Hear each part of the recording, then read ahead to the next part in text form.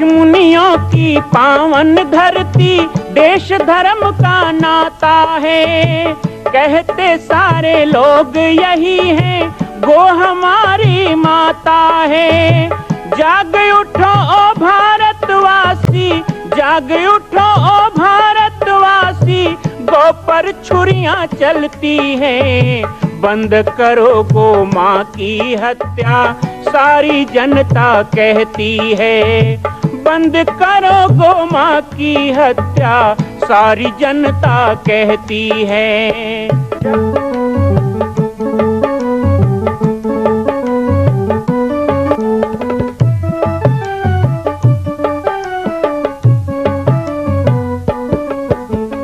जगह जगह पर बूचड़ खाना, लाखों गौएं कटती हैं। किसे सुनाए व्यथा हमारी, नैना नीर बहाती हैं। रक्षा करना गौ माता की, रक्षा करना गौ माता की, गीता ज्ञान सिखाती है। बंद करो गो माँ की हत्या, सारी जनता कहती है। बंद करो गो माँ की हत्या, सारी जनता कहती है।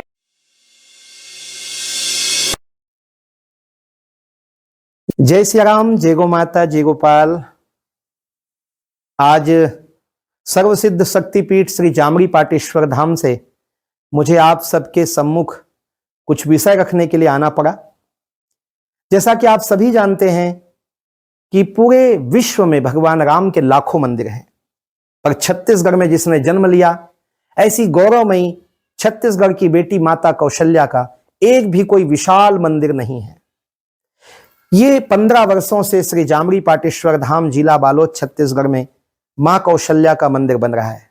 3 मंजिल का 108 फीट ऊंचा, 65 फीट चौड़ाई और 136 फीट लंबाई का यह मंदिर, जिसकी क्षमता लगभग 10,000 लोगों के बैठने की होगी।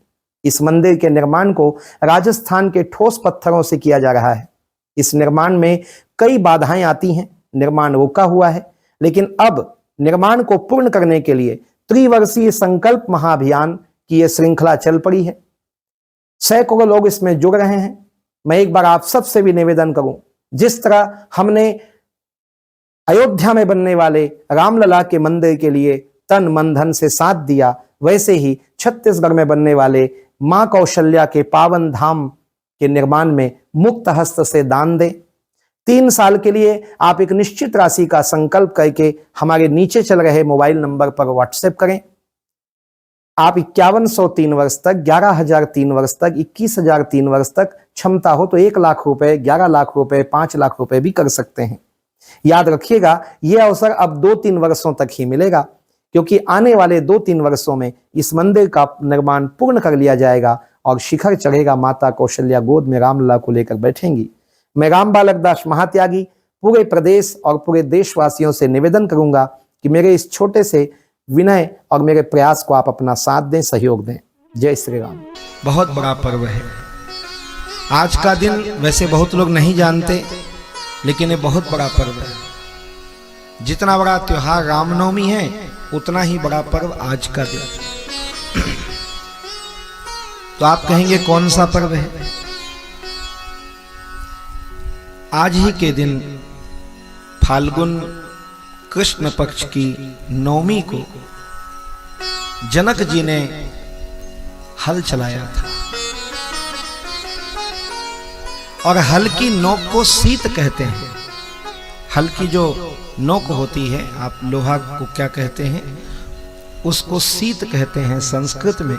उस सीत की ठोकर पड़ने से एक घड़ा प्रकट हुआ, और उसी घड़ा से माता सीता उससे प्रकट हुई, तो उनका नाम सीता रखा गया। आज जानकी नवमी है, आप सबको भी बहुत बहुत बधाई।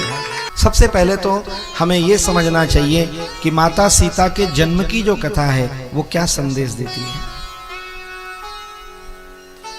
भय प्रगट कुमारी भूमि विदारी, जनहितकारी भयहारी।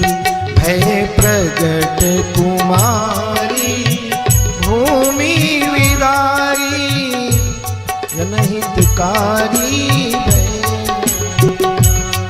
ये माता सीता का जन्म जो धरती से हुआ है।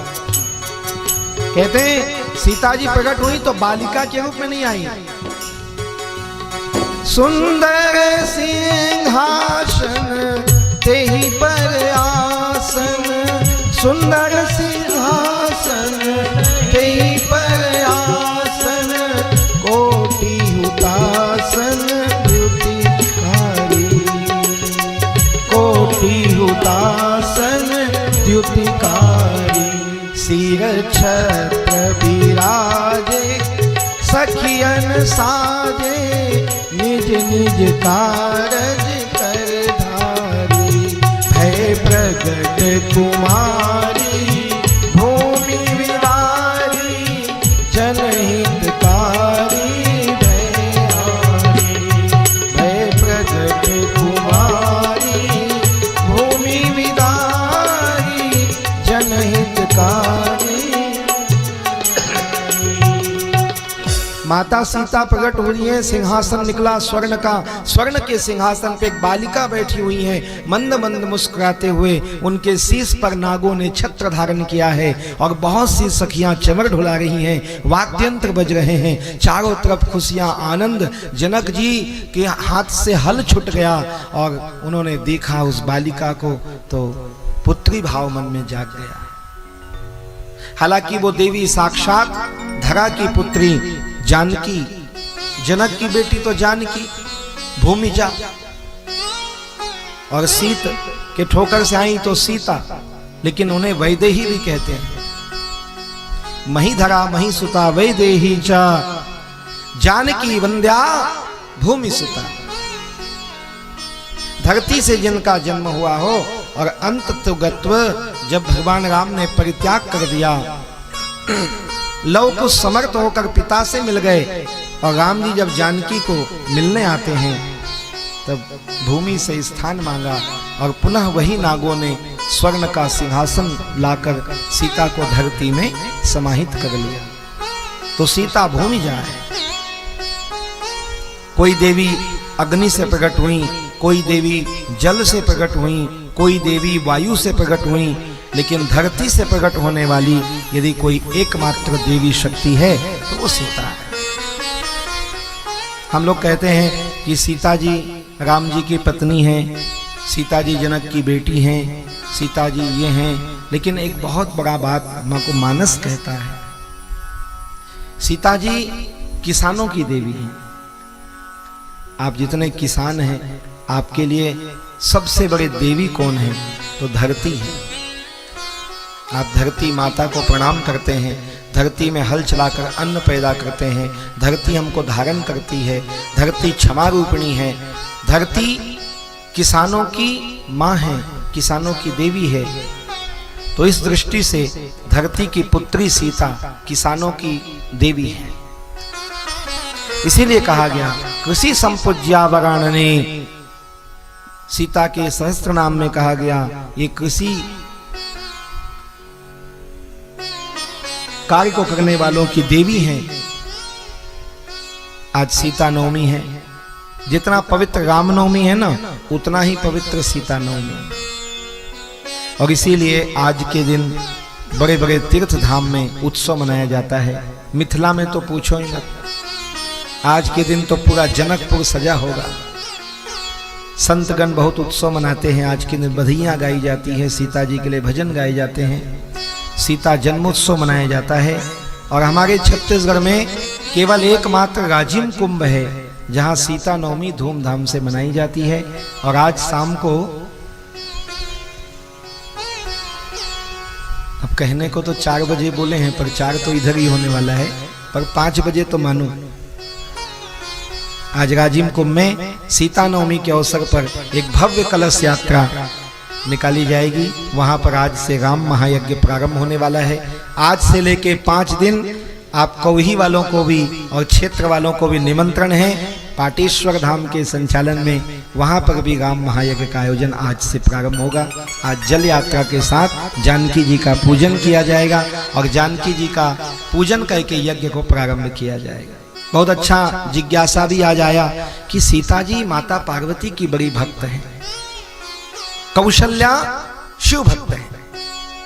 माता कौशल्या भगवान शिव की पूजा करती थी। कल हमने आपको बताया कि महानदी की रेत में माता कौशल्या शिवलिंग बनाकर उसे मिट्टी से रोपित करती थी।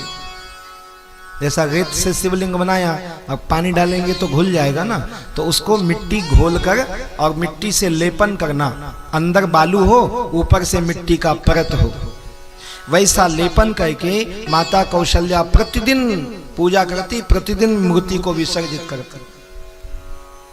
ये उनका नियम था। भगवान राम ने अपनी मां से यही नियम लिया और प्रतिदिन सुबह भगवान शिव की पूजा करते। कहते हैं जब राजीम आए भगवान राम लोमस ऋषि के आश्रम में विश्राम किए।